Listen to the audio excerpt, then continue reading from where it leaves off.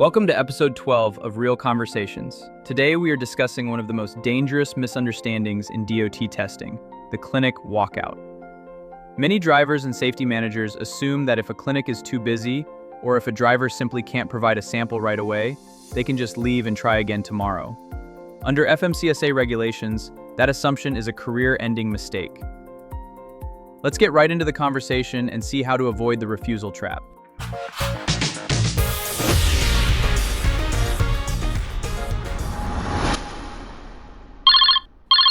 Hi, Benjamin. Thanks for sitting down with me.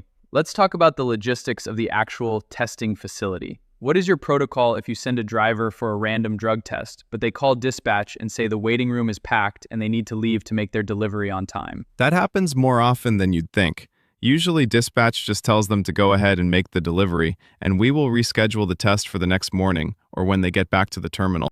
And what does the clinic report back to you when that driver walks out the door? Sometimes we don't hear anything, or the clinic just notes that the driver left.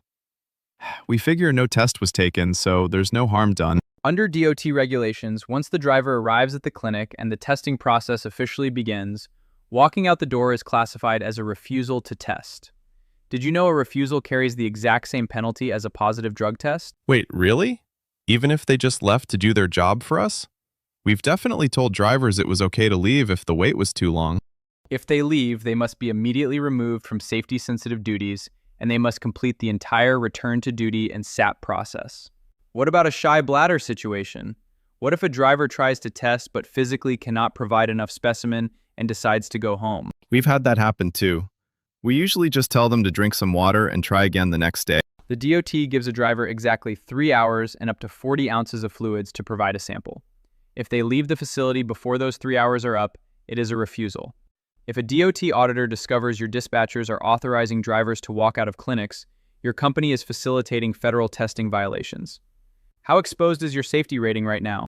Very exposed.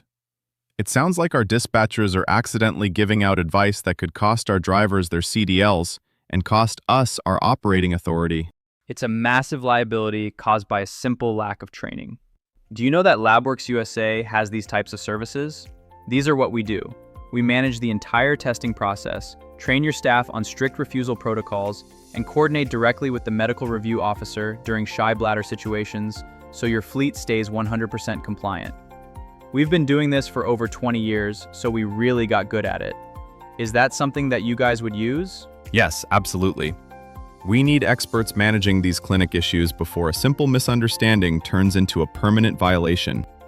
Let's get your team trained and your testing protocols updated so this never happens again.